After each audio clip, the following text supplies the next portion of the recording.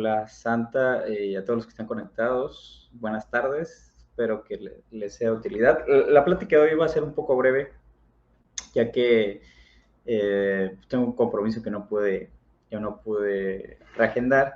Entonces vamos a tener una plática breve y posteriormente en 15 días hacer una segunda sesión sobre este tema que a mí me parece muy interesante, que es básicamente hablar sobre las multas emitidas por el Servicio de Administración Tributaria.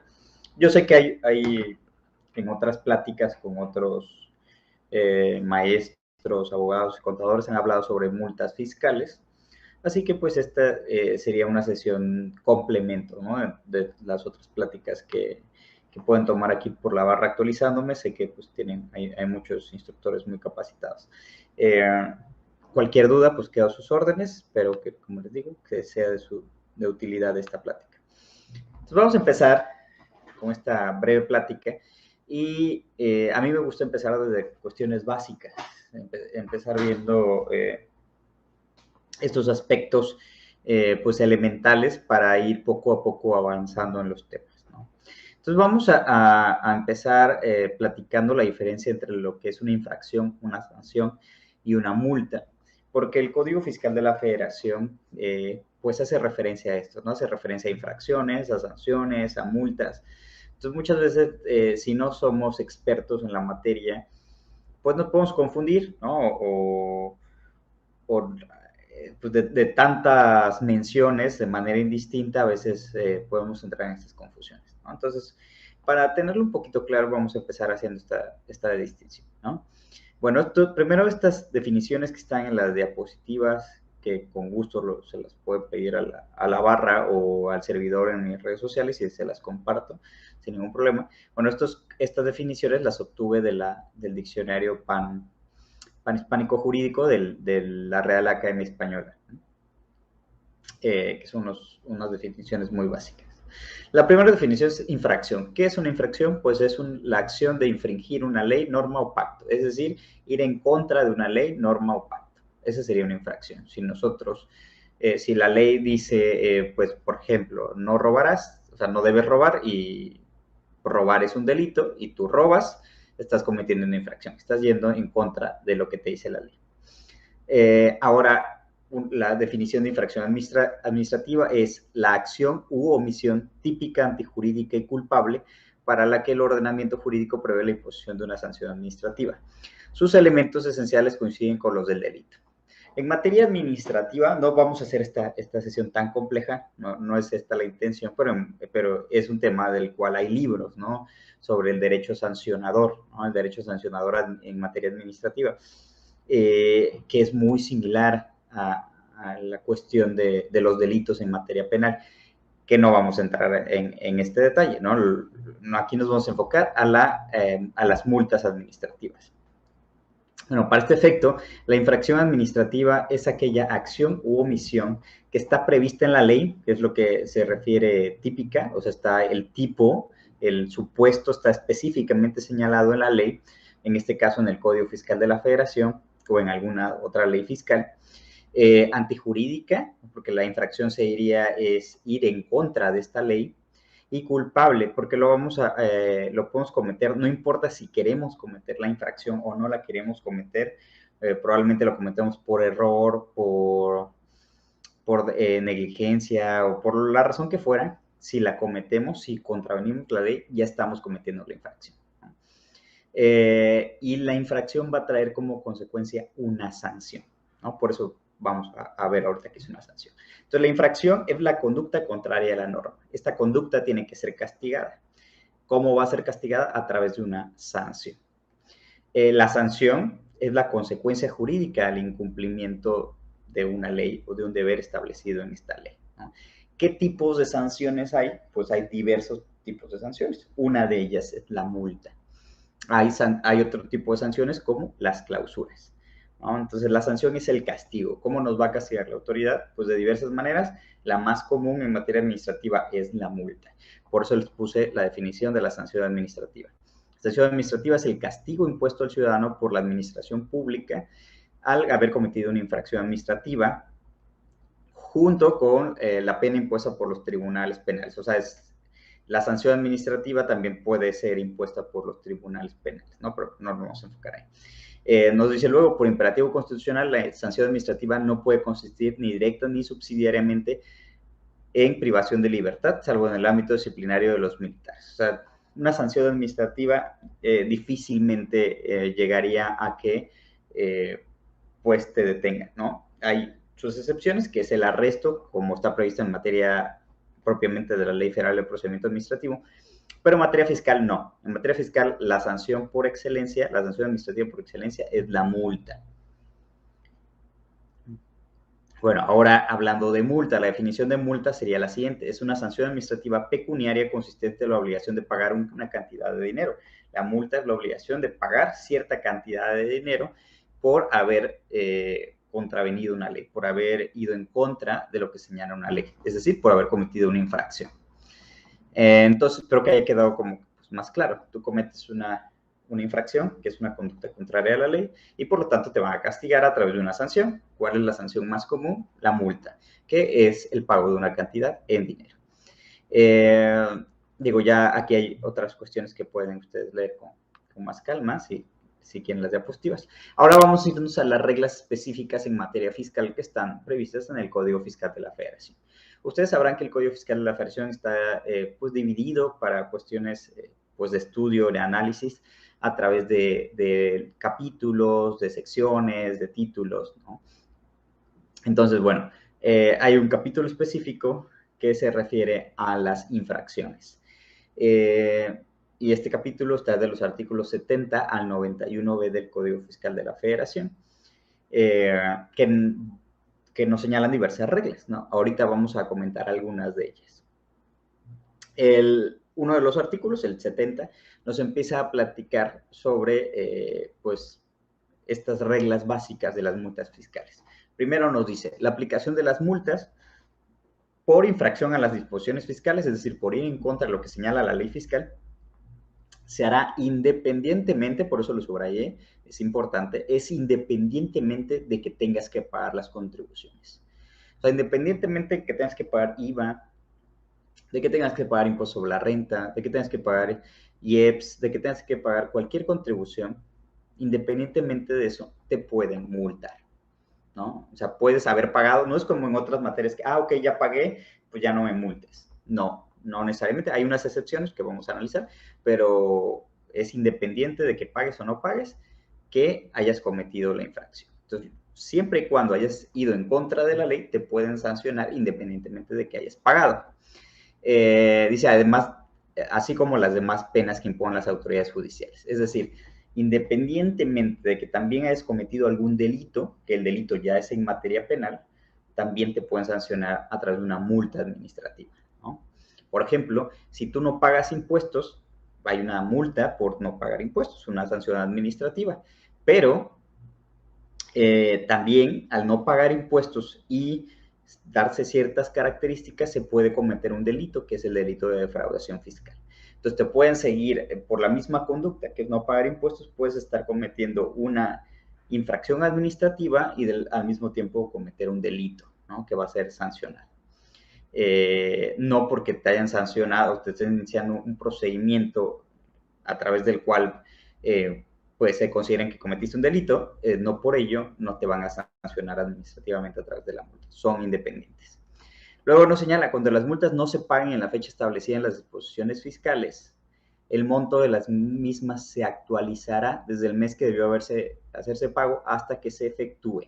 Es decir, la actualización es una figura, por decirlo de una manera muy simple, que va relacionada con el valor del dinero en el momento en que tú debías de haber pagado hasta el momento en el que tú pagas. Hoy, por cuestiones de la inflación, etcétera, no vale lo mismo, no sé, 1,000 pesos que de hace 10 años a 1,000 pesos ahorita, ¿no? Pues la gasolina está muy cara, a lo mejor hace 10 años con esos 1,000 pesos, pues no sé, llenabas 2 tanques del coche y ahora solo llenas uno, ¿no? Por decir algo. Entonces el dinero ya ha perdido valor. En materia fiscal, para que el dinero continúe, ¿no? Para que al fisco le pagues lo que le debías al momento, es que la cantidad se actualiza, es decir, se le suma una cantidad adicional para contrarrestar este fenómeno de la inflación. Entonces, si tú debías 100 pesos hace 2 años, por ejemplo, a lo mejor ahorita debes 150 o 130, dependiendo del cálculo que se haga de actualización. Este cálculo está en el artículo 17A del Código Fiscal de la Federación. Entonces, las multas se actualizan.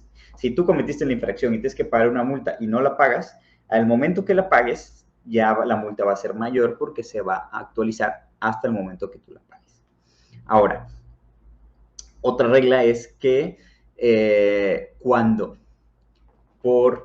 nos dice aquí, cuando la multa aplicable a una misma conducta infraccionada sea modificada posteriormente, se te va a aplicar la multa menor. Es decir, ustedes saben que a través de las reformas, ¿no? A través de nuestro Congreso de la Unión, de nuestros diputados y nuestros senadores, las leyes fiscales se van modificando. Muchas veces se modifican en beneficio y muchas veces en perjuicio. Lo que nos señala el Código Fiscal de la Federación es no importa de qué manera se modifique. Cuando se modifiquen estas normas, se nos va a aplicar la multa que resulte menor entre la existente en el momento en que se cometió la infracción y la vigente en el momento de la imposición, ¿no? Por ejemplo, si tú cometiste la infracción, no pagaste el impuesto en el 2015 y te la están cobrando en el 2020, ya pasaron 5 años, a lo mejor la multa ya se modificó y ahora es mayor. Entonces, ¿cuál te van a poner? Te deben de poner la multa menor. Eso es lo que lo señala el Código Fiscal de la Federación, ¿no? Ahora, otra de las reglas está prevista en el artículo 73 del Código Fiscal de la Federación y este artículo nos habla del cumplimiento espontáneo. ¿Qué es un cumplimiento espontáneo? Pues es un cumplimiento que realizas sin que la autoridad lo hubiese detectado. Por eso es espontáneo, de manera espontánea, sin que la autoridad lo detecte, sin que te lo requiera, tú cumples. Entonces, este cumplimiento generalmente pues es extemporáneo, porque si no sería un cumplimiento normal. Es decir, tú tienes, por ejemplo, que presentar tu declaración de impuestos, tu declaración anual y pagarlo como persona física en abril de cada año. Si en abril no pagas tus impuestos, lo pagas en mayo, junio, julio, agosto, pues lo puedes hacer. ¿Qué va a pasar si la autoridad te requiere porque no has realizado el pago? Bueno, vas a tener que realizar el pago del impuesto que debes, además de la multa. Pero ¿qué pasa si la autoridad no te requiere, no lo detecta, no se ha dado cuenta y tú pagas el impuesto? Pues te vas a ahorrar esta multa. ¿Por qué te la vas a ahorrar? Porque el artículo 73 señala que cuando se cumpla de manera espontánea con las obligaciones fiscales, no se va a imponer multas, ¿no? Lo señala aquí, aunque lo hagas fuera del plazo. Entonces, también cuando hayas incurrido en la infracción a causa de fuerza mayor o caso fortuito, que lo tendrías que comprobar, no sé, por algún huracán, algún terremoto o algo, y no pudiste cumplir en ese momento, pues si hay forma de comprobarlo, pues no se te impondría la multa. Luego no señala el mismo 73 cuando no se considera espontáneo. O sea, si cumpliste fuera del plazo, ¿cuándo no se va a considerar espontánea? El artículo 73 dice que cuando la omisión sea descubierta por las autoridades fiscales. Si la autoridad lo descubre, si hay evidencia que ya lo sabía, pues no va a ser espontáneo. Si además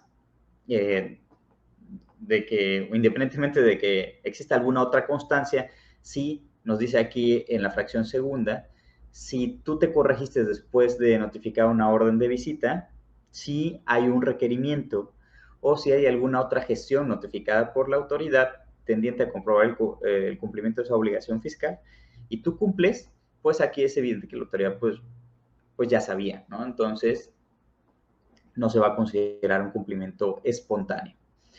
Y luego nos habla que respecto a los estados financieros, ¿no? También cuando la omisión haya sido subsanada por el contribuyente, después de los 10 días siguientes a la presentación del dictamen, tampoco se va a considerar como un cumplimiento espontáneo.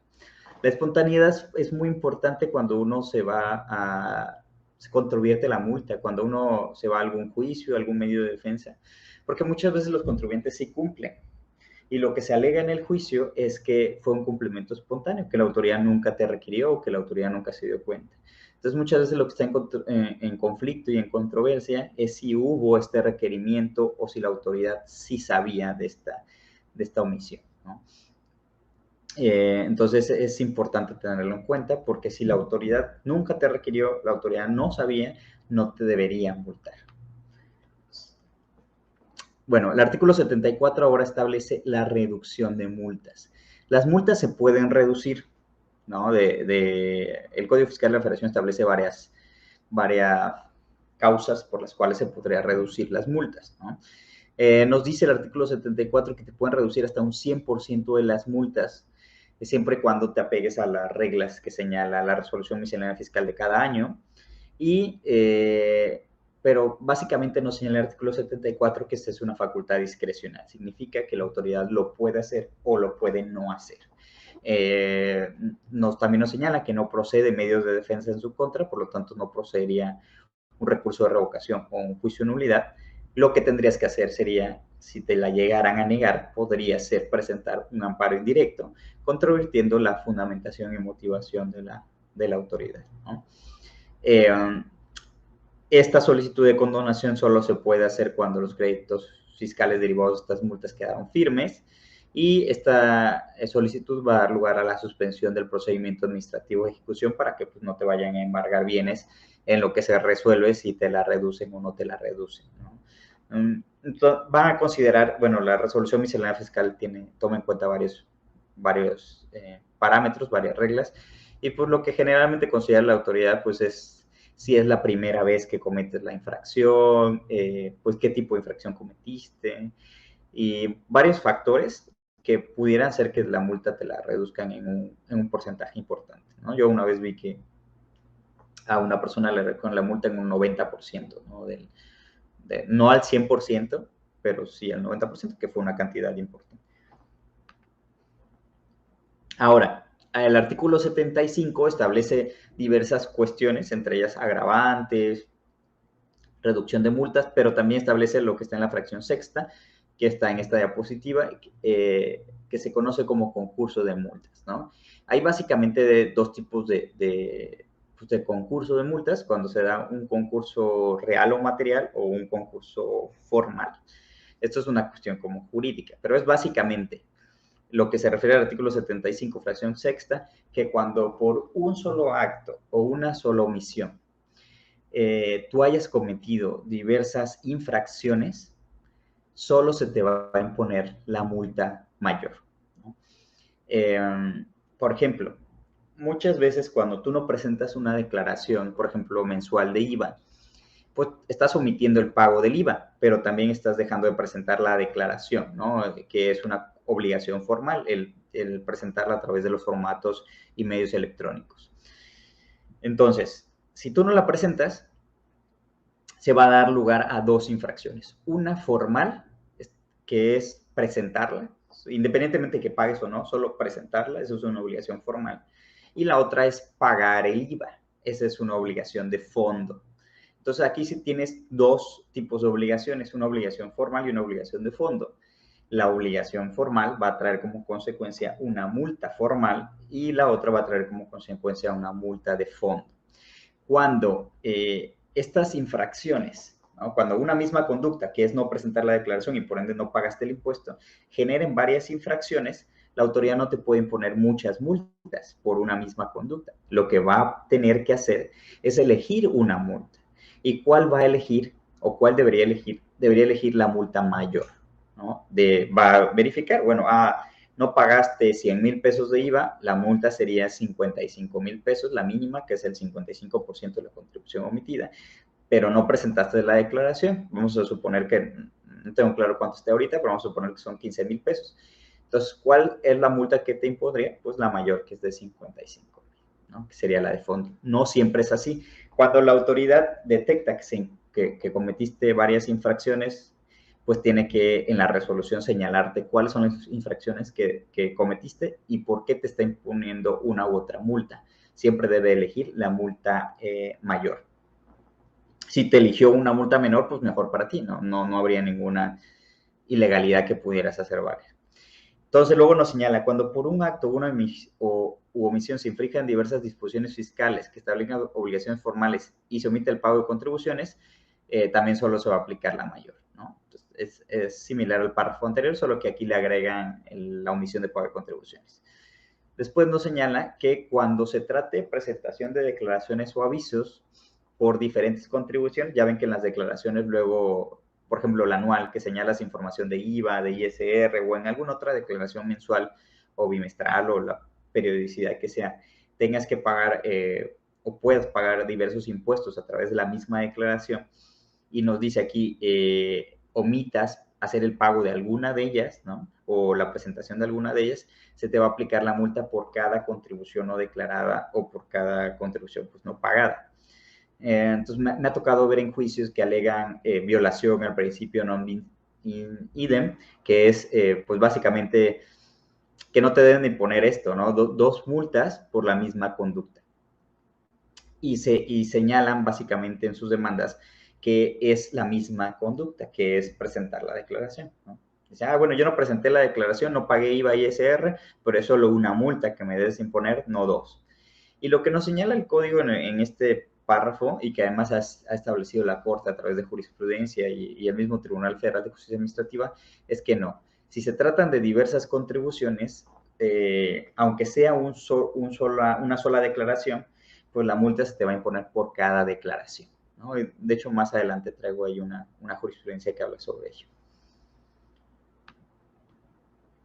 Bueno, otras cuestiones a considerar en materia de multas. En esta diapositiva se señalan varios artículos, entre ellos el 75 señala diversas agravantes como la reincidencia, el uso de documentos falsos, las contribuciones retenidas. Siempre que se den algunas de estas cuestiones particulares, las multas se van a agravar y por lo tanto, luego, como se señala aquí más adelante en el artículo 77, esas multas se pueden incrementar. Luego, las multas de fondo, conforme al artículo 76, el artículo 76 prevé las multas de fondo, que básicamente nos dice que va de un mínimo del 55% a un máximo del 75% de la contribución omitida. Es decir, tú no pagaste 10,000 pesos de algún impuesto, solo de multa van a ser 5,500, que es el 55%, ¿no? Y eso sí te imponen la multa mínima. Luego también hay que considerar las reducciones previstas en el artículo 17 de la Ley Federal de los Derechos del Contribuyente. El artículo 17 habla de reducción cuando te están iniciando una facultad de comprobación, específicamente una visita domiciliaria y una revisión de gabinete. Entonces nos dice que te va a imponer la multa equivalente al 20% de la contribución omitida, es decir, no el 55%, sino solo el 20%, cuando pagues la multa después de que te iniciaron la facultad de comprobación, pero antes de que se emita el acta final o el oficio de observaciones, que son las con las que se concluye la visita domiciliaria y la revisión de gabinete. Si lo haces en esa temporalidad, desde que te inician hasta que antes que levanten estos documentos, vas a pagar solo el 20% de la multa. Ahora, si lo haces después de que ya se levantó el acta final y después de que se notificó el oficio de observaciones, pero antes de que se emita la resolución con la que culmina estos procedimientos, la multa va a ser de un 30%. Eugenia señala, ¿el auditor te entrega la cantidad de la multa o cómo es? No, pues es un derecho que tú tienes. El auditor, cuando te inicia la facultad de comprobación, debería notificarte la Carta de los Derechos del Contribuyente, Carta del Derecho del Contribuyente Auditado, creo que así se llama, y además esa está en la página del SAT.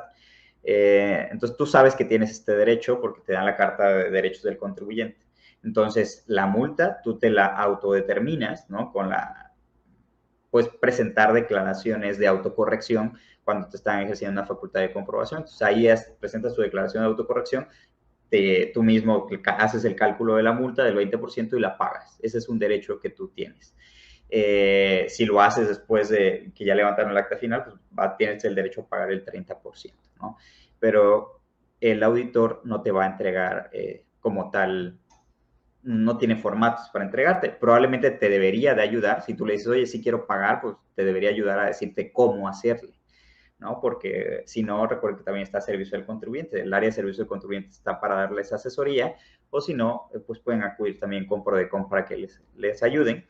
Pero es básicamente esos momentos. Tú vas a tener durante la revisión, después del acta final o del oficio de observaciones y antes de que te emitan la resolución, el 30%, y una vez que ya te emitieron la resolución, ya lo único que vas a tener es una reducción. O sea, ya la multa al 55% reducida en un 20%, siempre y cuando pagues esa multa dentro de los 45 días siguientes, conforme lo señala el artículo 76 del Código Fiscal de la Federación.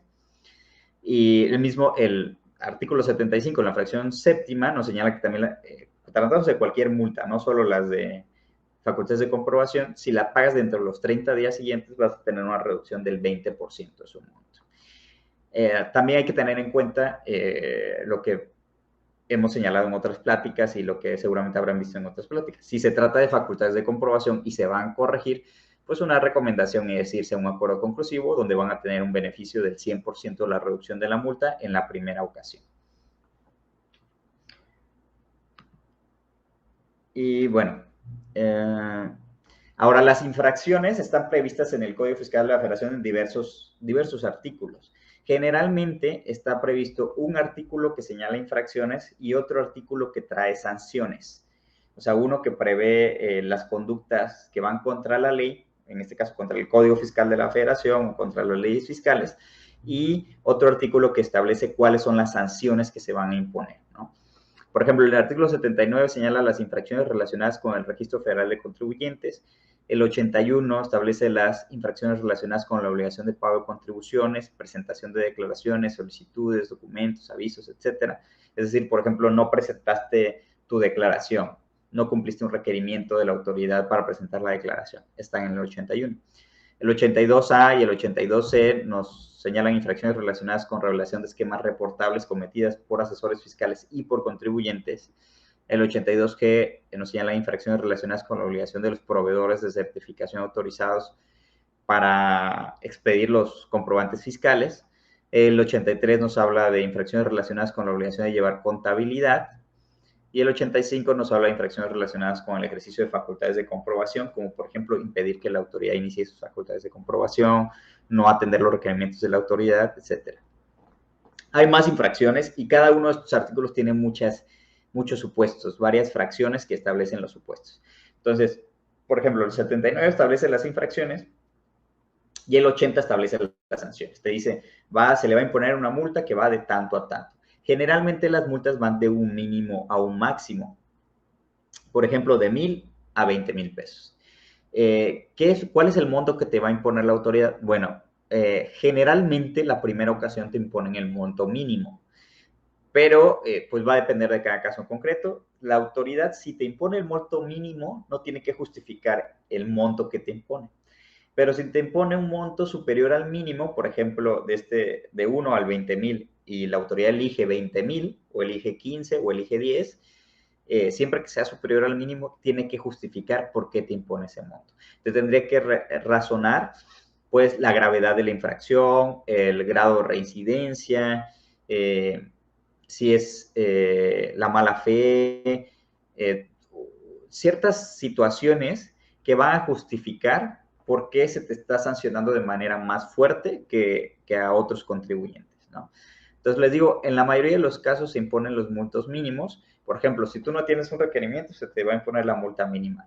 Pero si es una segunda ocasión de que no tienes ese requerimiento, se te pudiera imponer una multa mediana o la superior, y ya se te va a justificar la reincidencia, pues tienen que justificar tu capacidad económica. ¿Cómo hace esto el SAT? Pues con tus declaraciones, ¿no? Si dices, bueno, el año pasado tuvo 500,000 pesos de ingresos, tanto de utilidad y por lo tanto sí puede pagar una multa de 5,000 pesos, por ejemplo, ¿no? Entonces, todo eso lo tiene que justificar la autoridad. No lo tendría que justificar si la multa fuera el mínimo. ¿Por qué? Porque no te puede imponer una multa menor. Esa sería la menor. Entonces, no tendría por qué justificar si tienes capacidad para pagarla, porque es la multa menor.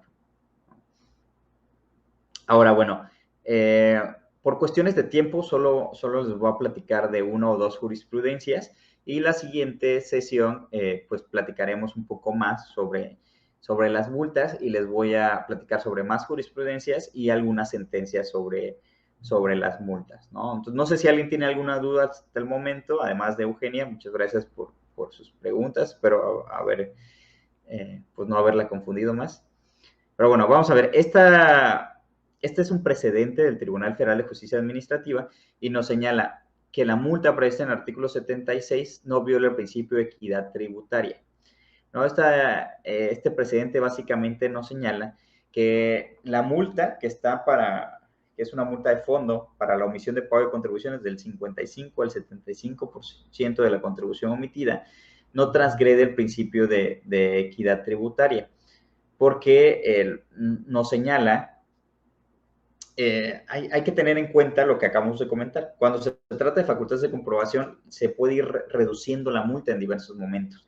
Si no se trata de facultades de comprobación, una multa normal no se va a ir reduciendo en diversos momentos porque la única reducción es el 20% si la pagas dentro de los 30 días, ¿no? Entonces, lo que nos habla este precedente es que alguien consideró que la multa prevista ahí y el tratamiento que se da en el artículo 76 es violatorio del principio de equidad tributaria, que este principio lo que nos dice es tratar igual a los iguales y desigual a los desiguales, ¿no? Los que están en la misma situación se les debe dar el mismo tratamiento. Entonces, lo que se considera este precedente es que no hay ninguna violación a este principio porque aquellos que no paguen impuestos, pues se les va a aplicar una multa mínima del 55 al 75%, que es aplicable a todos los que no pagan impuestos, ¿no? Luego nos dice que si bien es cierto, hay una reducción para cuando se está ejerciendo actos de fiscalización, esto tiene una razón de ser, ¿no? Y es la segunda parte que está subrayada. Dice, esta distinción se justifica en la medida de que el pago espontáneo del infractor ahorra o economiza labores y elementos al fisco federal, pues con menor recursos humanos y económicos obtiene el monto de contribuciones obtenidas, ¿no? Entonces aquí nos dice que ya ven el pago espontáneo sin que la autoridad lo detecte, pues no genera multas. ¿Por qué no genera multas? Porque le estás evitando al fisco que pues emplee su maquinaria, ¿no? O sea, todas sus herramientas para empezarte a revisar. Entonces, pues como estás beneficiando de alguna manera al Estado al pagar, pues te vas a ahorrar tus multas. Recuerden que si tú pagas de manera tardía, de todas maneras tendrás que pagar recargos, que son una especie de intereses, ¿no? Y las contribuciones actualizadas, tienes que pagar recargos y actualizaciones. Lo que te vas a ahorrar es la multa. ¿Y por qué te la vas a ahorrar? Porque no estás ocasionándole un daño al Estado porque el Estado no se dio cuenta, ¿no? Y no tuvo que erogar, tener un gasto adicional.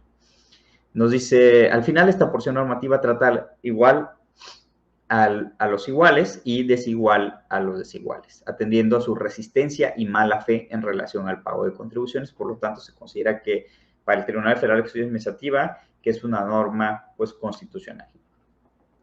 Y ahí por último, y para no aburrirlos más hoy, esta tesis nos dice, multa por omisión de contribuciones y multa por pérdidas fiscales improcedentes que provocó la omisión de contribuciones, no les es aplicable el concurso ideal previstos en el artículo 75, fracción quinta del Código Fiscal de la Federación. Esta tesis es del febrero del año pasado y es interesante porque para los que no son abogados y pues le interesa este tema de las multas, nos habla sobre lo que les comentaba hace rato, el concurso real o material y el concurso ideal de las multas, también llamado como formal, ¿no? Que es cuando tienes que elegir entre multas, ¿no? Entonces nos hace esta distinción, yo creo un poco clara, aquí en esta tesis de cuándo es un concurso real o material y cuándo es un concurso ideal o formal.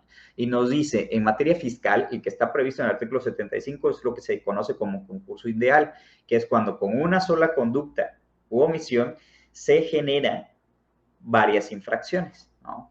Entonces, en este tesis en específico se alegó que ustedes ven que cuando tú no pagas una contribución, y pues se genera una multa. Pero el Código Fiscal de la Federación también se establece que cuando señalas pérdidas fiscales improcedentes, también se genera una multa respecto a las pérdidas fiscales que no debieron pues, declararse. Entonces, aquí lo que nos dice es que alguien alegó que se estaba duplicando la multa, ¿no? O sea, había una duplicidad de multas porque decía, bueno, si estoy pagando la multa por omisión de pago de contribuciones, esa multa se va a duplicar en cuanto a las pérdidas fiscales. Lo que dice la tesis es que no es así, que pues el Código Fiscal de la Federación establece que se va a aplicar la multa respecto a la diferencia de las pérdidas fiscales declaradas y las que no son procedentes y vas a pagar multa por las contribuciones que no pagaste, ¿no? Entonces dice que lo que nos refiere aquí es que son dos conductas diferentes, por lo tanto no se da el concurso ideal y por lo tanto no es aplicable el artículo 75 del Código Fiscal de la Federación, ¿no? Eso es básicamente lo que nos señala esta tesis, que pues se me hace muy interesante. Nos dice Chamblati, aburrir jamás, estimado, aprendemos y repasamos desde luego. Pues qué bueno, ojalá les haya sido de utilidad. Les digo que por cuestión de tiempo no puedo quedar hoy mucho más, pero en 15 días continuaremos pues platicando sobre las multas y analizaremos algunas sentencias que me parecen interesantes, que algunas sentencias de la sala donde yo me encuentro, aquí en Cancún, y de otras ciudades, para ver cómo se resuelve de manera, sobre un mismo caso, sobre una multa idéntica, idéntica me refiero a los motivos, por los mismos motivos emitidos por el propio SAT, pero cómo hay tribunales que le dan la razón al contribuyente, como hay salas que le dan razón al contribuyente y otros que no, tomando en consideración diversos argumentos, diversos parámetros, lo que hace interesante esta materia, ¿no? Porque ustedes pueden a lo mejor ganar un juicio en Veracruz y perderlo en Cancún o en cualquier otro lado, ¿no? Entonces, bueno, de mi parte sería todo por hoy. Si no tienen ninguna duda, nos vemos en 15 días para continuar hablando sobre las multas en materia fiscal y las ilegalidades que se pueden detectar. Muchas gracias. Gracias, Salvador. Gracias, Miguel. Gracias a todos los que se conectaron. Nos vemos en 15 días. Claro que sí, maestro. Aquí lo esperamos en estos espacios. Saludos. Hasta luego.